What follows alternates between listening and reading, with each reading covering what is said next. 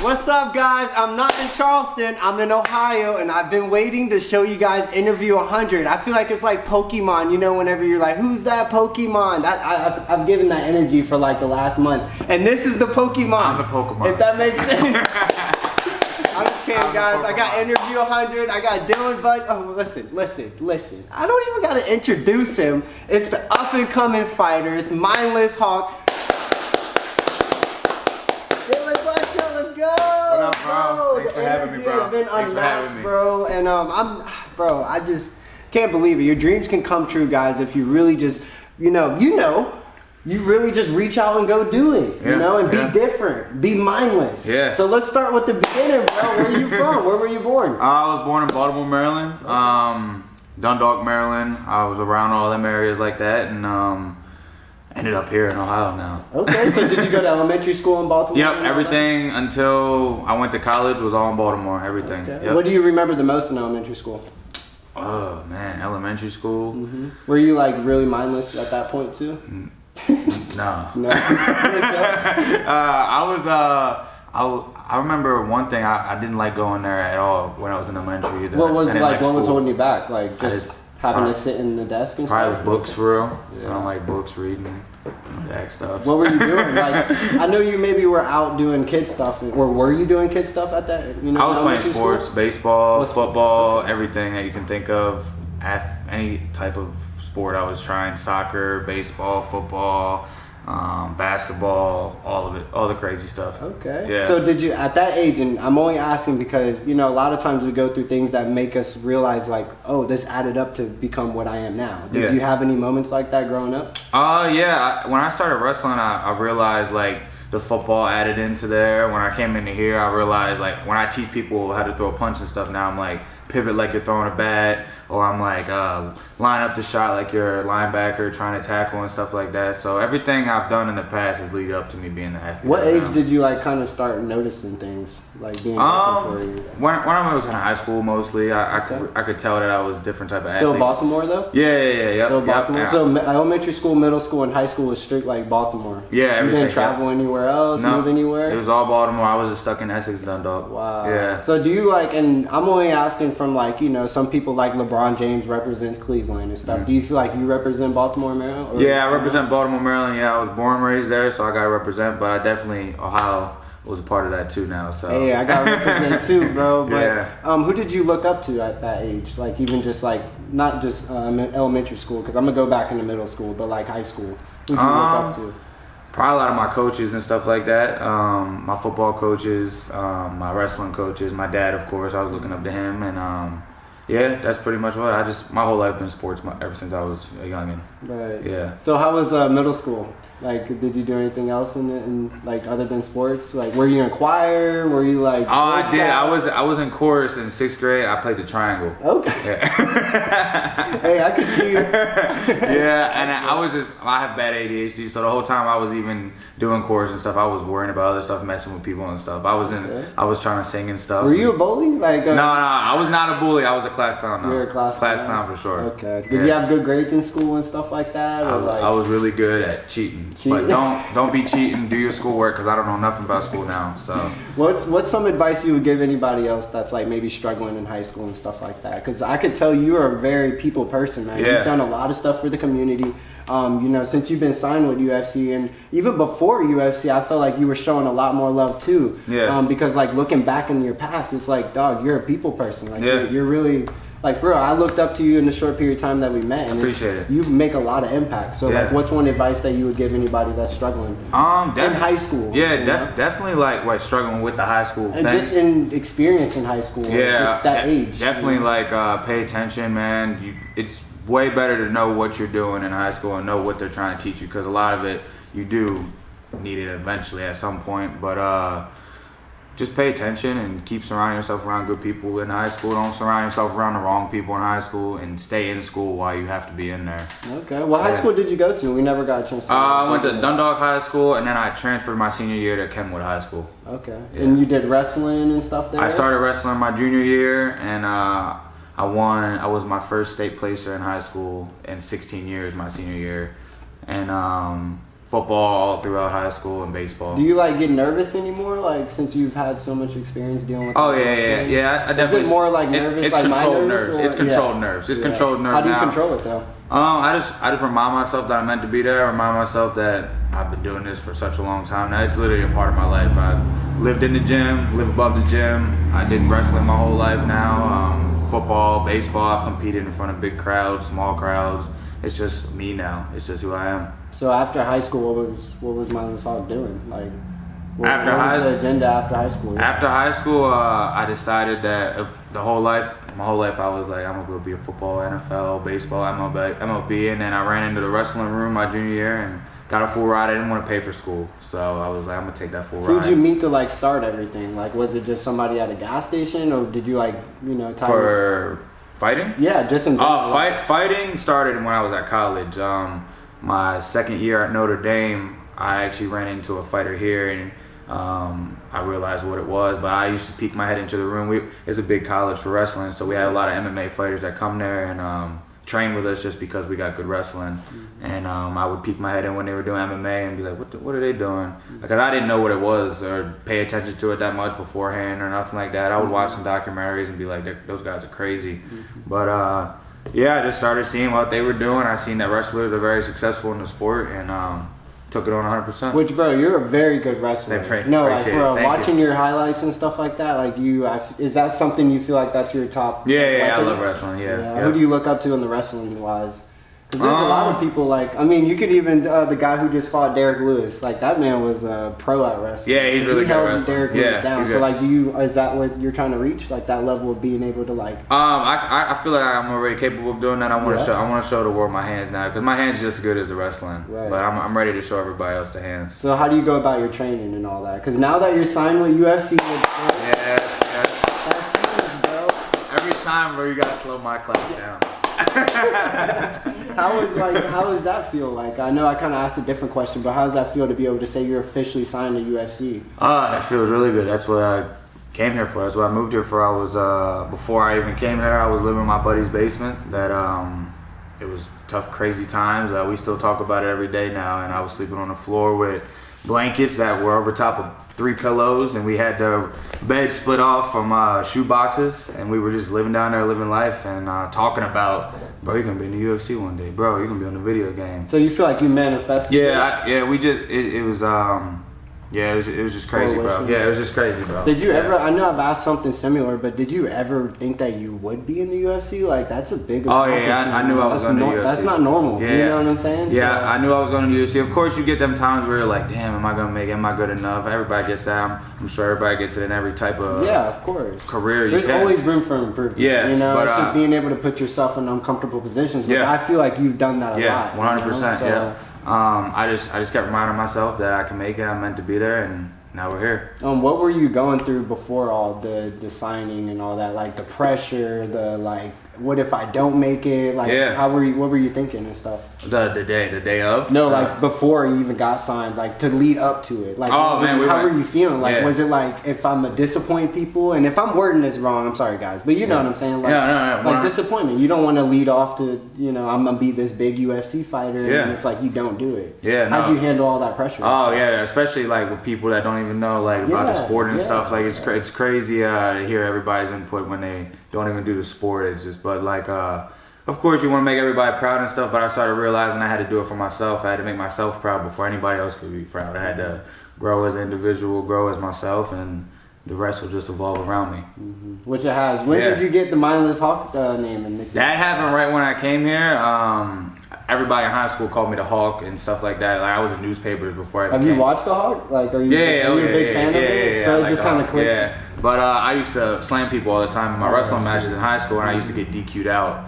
So they used to call me the Hawk because I would get mad. And I was strong. But when I came here, somebody was already called the Hawk, and then we came up with the Mindless Hawk, and I wanted to make it like mindless, be mindless through all obstacles, and keep pushing through, and don't care, just keep doing what you do, and be mindless. I think it fits your whole character, especially meeting in person. Meeting people over social media is probably like one of the most powerful things ever. I don't know how many people you've overcome where they flew in to meet you or flown in to meet you. This is the first one. Yeah, the first one. It's the first one. Oh man, and this dude is definitely a living legend as we speak because, you know, win or fail, like lose, it doesn't matter. This man, like, you're doing stuff that is not normal, especially being from Baltimore. Like, who do you know from Baltimore that's really like doing what you're doing right now? 𝙄𝙣𝙩𝙬𝙬 Davis. Well, I mean, that's boxing. We're talking about like UFC though. Nobody. That's what I'm saying. So you know, that's a lot of pressure on your back. Yeah. You know, and I really can't thank you enough to even have your time because I know you got to train. Like, do you have a fight coming up or anything like that? We told the matchmakers everything we're ready, so we're like in the, I guess we'll call it the portal for like short notice fight. We're ready to go. I'm staying disciplined with everything I'm doing, taking all the supplements. I'm looking for the first thing that comes up. Yeah. Are you nervous? I'm ready to go. Yeah, I feel like you're just when that 50K bonus is on the line, you get a little bit more excited. Yeah. Who do you like have a dream of fighting though in the future? Like who's somebody? I know we talked about it off air, but I just want to get these questions out the way. Whoever has the belt, that's who I heard him say straight man. But no, that's my mindset. I have very good confidence in you, bro. Like for real, I think it's destined to happen, and yeah, I don't know, man. It's crazy because one, did you ever thought you? I know that I've asked this already. I know, but do you think that you would actually be doing what you're doing for the rest of your life? No, I didn't. Is there something like afterwards? I didn't think I was gonna be doing MMA fighting for the whole life at all. I really thought I was gonna be a baseball player or Olympic wrestling. But do you think like when it's all said and done, like later on, this is what you want to be known for, type deal? Oh yeah. You know what I mean? I think we're set in stone for being known for it, but now I'm trying to be one of the greats. Yeah. What are ways do you feel like you can do that though, other than winning? Because I mean, obviously winning, but keep making an impact on everybody. Keep being somebody that needs to be a household name that. To make others want to do it, inspire others to do it, inspire the kids that I was once to be inspired by somebody, like, you know what I mean, like how I looked up to my coaches and stuff. I want kids to look up to me so they want to do this one day. Right. So when they're thinking, can I do it, I give them a reason they know they can. So, and I was gonna say you got merch that just dropped. Yeah, I wanted to talk about merch, that you got some dope merch. And then you've been getting sponsors. Yep. So how do you go about that? I know you got a dope manager. Yeah. How do you go about that? Like, is this something you just been like, you know, do you reach out to people or what? How do you do that? Yeah, some people I'll reach out to. Some now I'm at the UFC point. They'll reach out to me and stuff like that. Yeah. You know, you got a big name for yourself now, so it's like, have you had any big other than Prime and stuff? But any other like potential people, maybe like Nike or something like that? We've had some crazy brands hit us on. Like we actually had a DM from Timex, the watch brand and stuff like that. Yeah, so a lot of clothes brands and stuff like that. Definitely a lot of clothes brands. And did you expect all this to what was coming with it? Like it's like a package. It's cool. It's kind of like a little reward for being in the UFC or working so hard. You just get free clothes shipped to you all the time now, and you get to decide if you even want them or not. Right. What was it? And some people would want to know this, but what was it like before the UFC signing? Like for you, I know I've asked personal questions, but what was it like for you then? What were you trying to do? A lot of grind. I was always hitting up people's business. That's actually how I met my manager. He had his own business.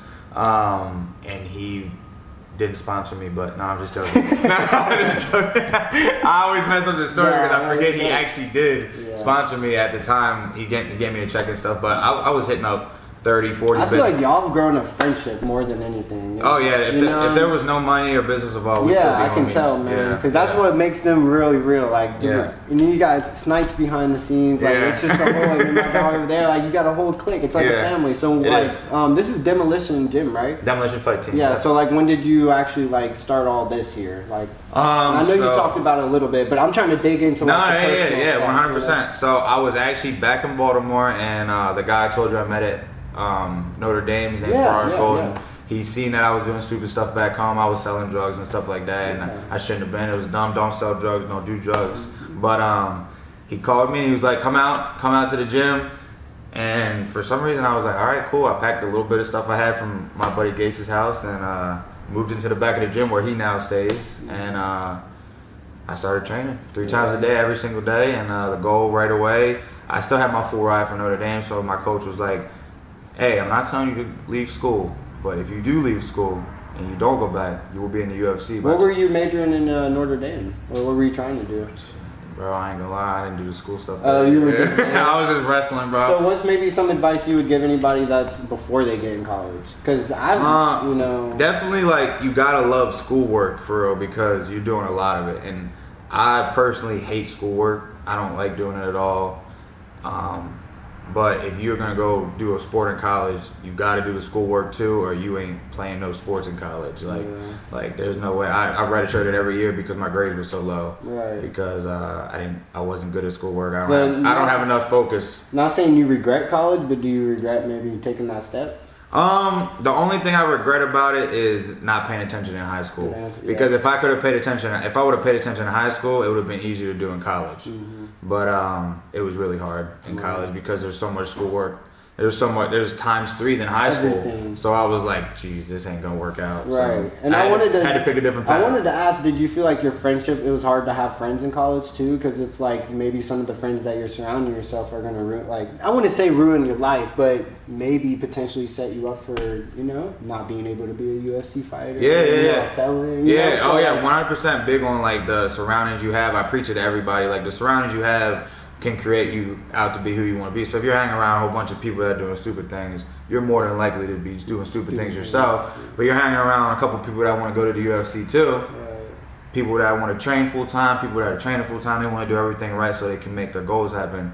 You're more than likely to be doing that too. Right. Okay. Like you're hanging out with a whole bunch of people that want to have 1 million subscribers. Yeah, right. You're gonna all get 1 million subscribers. Yeah, that's a fact. Like you hang around people that want to shoot a video here and there, blah blah blah. Then it's not gonna pop. And that's where I feel like, you know, you just got to put in the work. If you really want something, which I feel like you put in work, Snipes and Drake, like everybody, you put in the work, and it'll show for it. Then, you know, 100%. So I do want to dig into like your fighting style and all that, like a little bit. Like, how do you go, or even training about, like, how do you go about training? Like, what do you do when you first wake up and at night, or what's your schedule like? So Monday through Friday, the same thing every single day. Been the same for the past 3 years. 7:15 to 8:15. I wake up around 6:30. Try to wake up at 6:30 and get my body going so practice is good.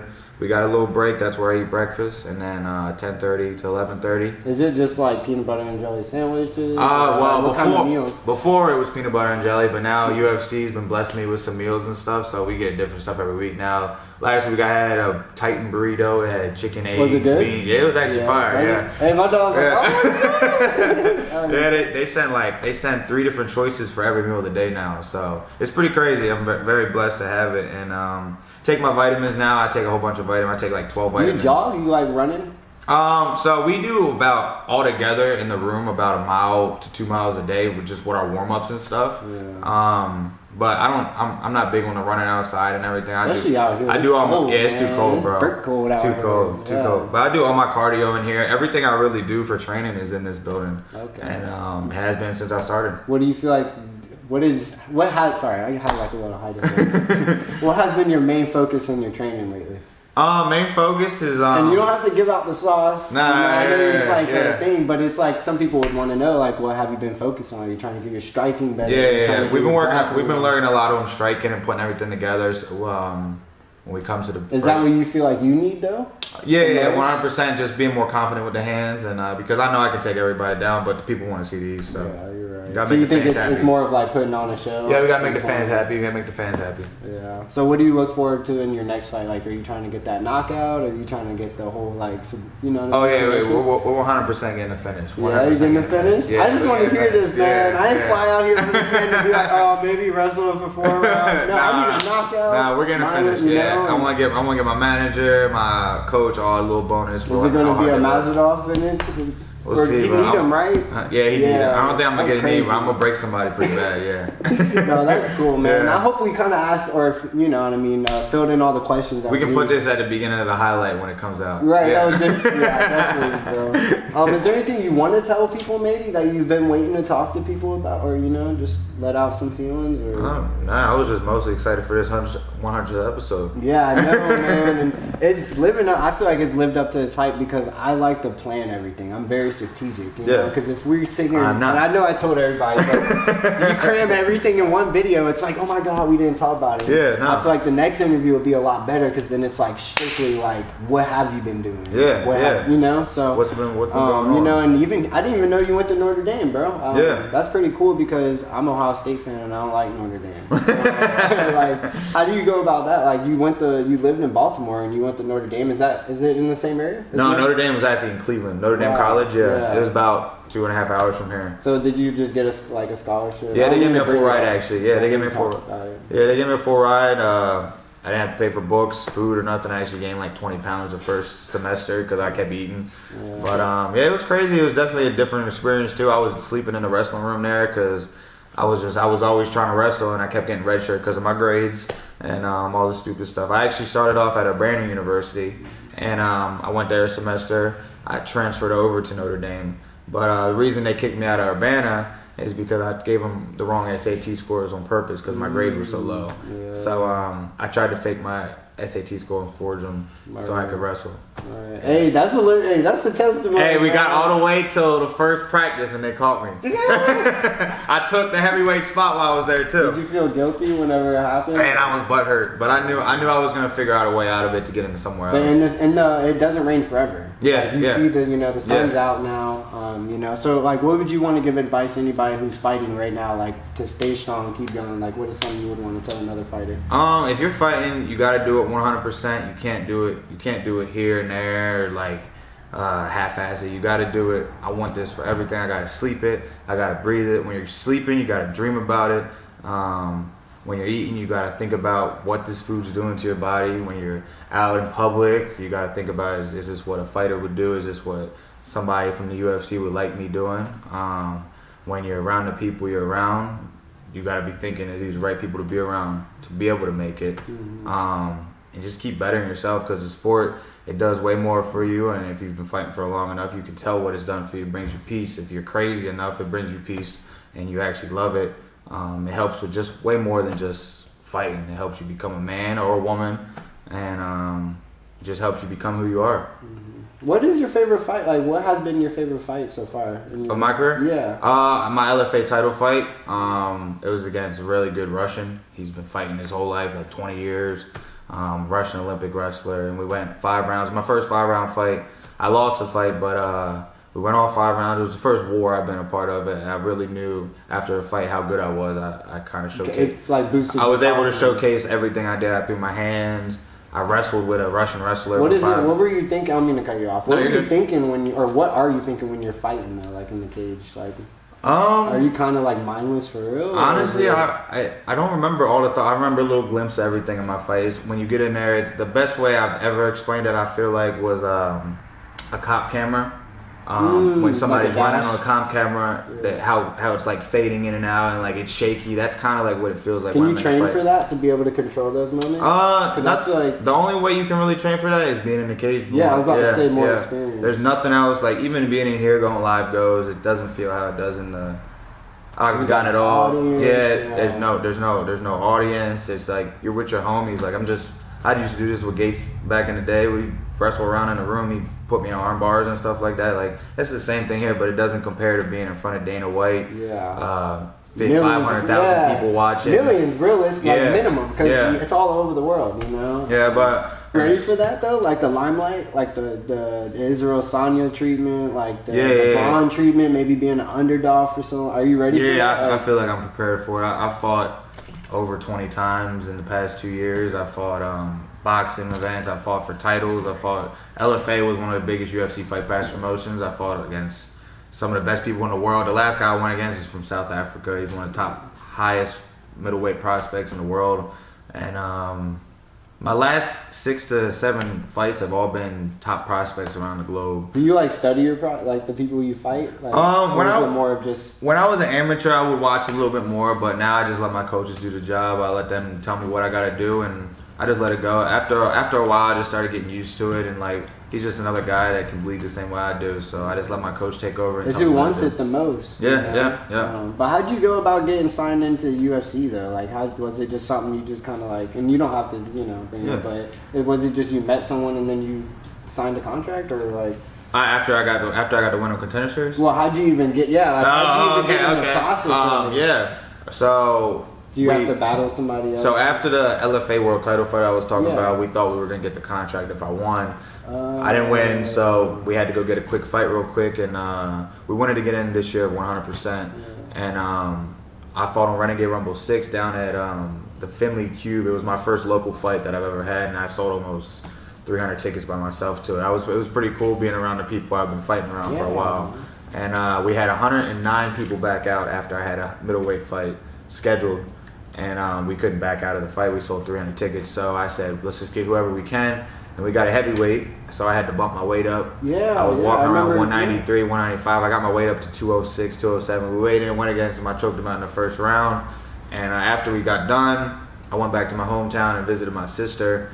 And I started smashing hella food. I asked my coach, like, you think it's cool to eat? He was like, go ahead. The day after he said that, we got the call. It was Thursday before the fight on Tuesday. He's like, you want to come to fight in Vegas next week? And I was like, yeah, dude. But at that point, I was up 25 pounds, so we had to cut 25 pounds. Thanks to that, yeah, so you had to build it. Yeah, Wow. And we actually got the call the Thursday before the fight on Tuesday. Yes.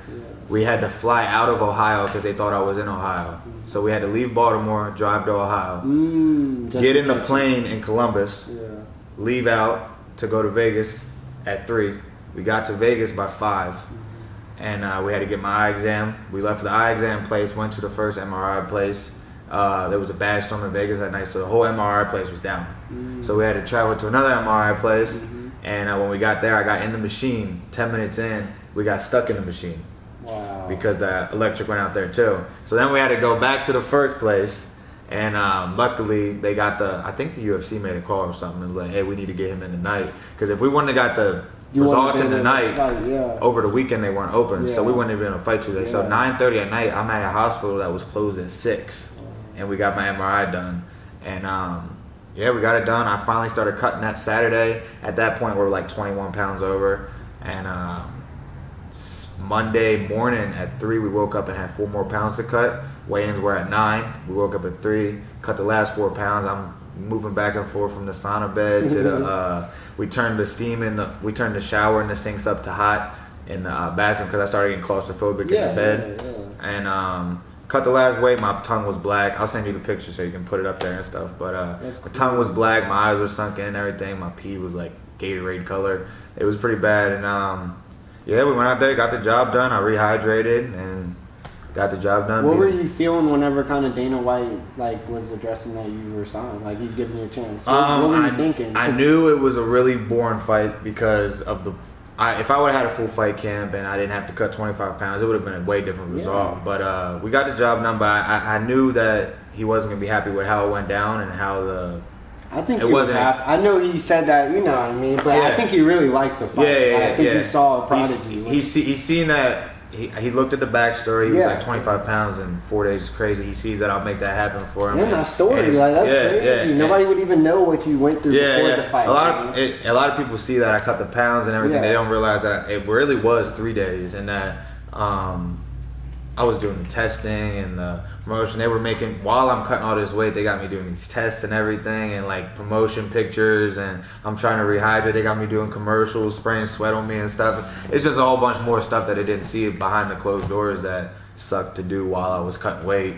But yeah, we got it was cool hearing him say everything he said about me. When I heard him say, but it wasn't Dylan's fault for the fight being boring, that's when I was like, all right, we got it. Because you got emotional with it. 100%. You know, that's a big moment for you. You grinded for that. And you deserve it, definitely. Yeah, I appreciate it, bro. Thank you. Well deserved it. Yeah. And the people that you're actually showing the energy to, or giving the energy to, is crazy too. You know what I mean? Yeah. You got a crazy camp, bro. Like, everybody's really cool, bro. So, man, it's been beautiful, bro. I could go on and on and on. I'm already like scrambling questions in my head, but it's like I just know the next one's going to be a lot better. The next one after that is going to be a lot better. Where can we find you on social media, real quick? Everywhere you search The Mindless Hawk, I'm there. The Mindless Hawk on Instagram, The Mindless Hawk on Twitter, Dylan Butka on Facebook. If you just Google the name now, it'll pop up. Hey, you're everywhere. Well, dude, interview 100. Yes, 100. Definitely beautiful, I appreciate you, bro. No, thank you, man. Because we're in Ohio. I'm in my hometown, and I could not have done it anywhere else. You know what I mean? Like, I feel like this was meant to be. Because it was. You know, I'm never in Ohio like that. So, bro, again, interview 100. Yes. Thank you, guys. Most importantly, stay true to yourself, and the only way to achieve your dreams is through you. No one else is going to do it. You got to get up every single day, and you got to grind harder than me and Mindless Hawk and everybody on this planet. Because if you won't, I will. Peace, guys. And stay mindless. And stay mindless.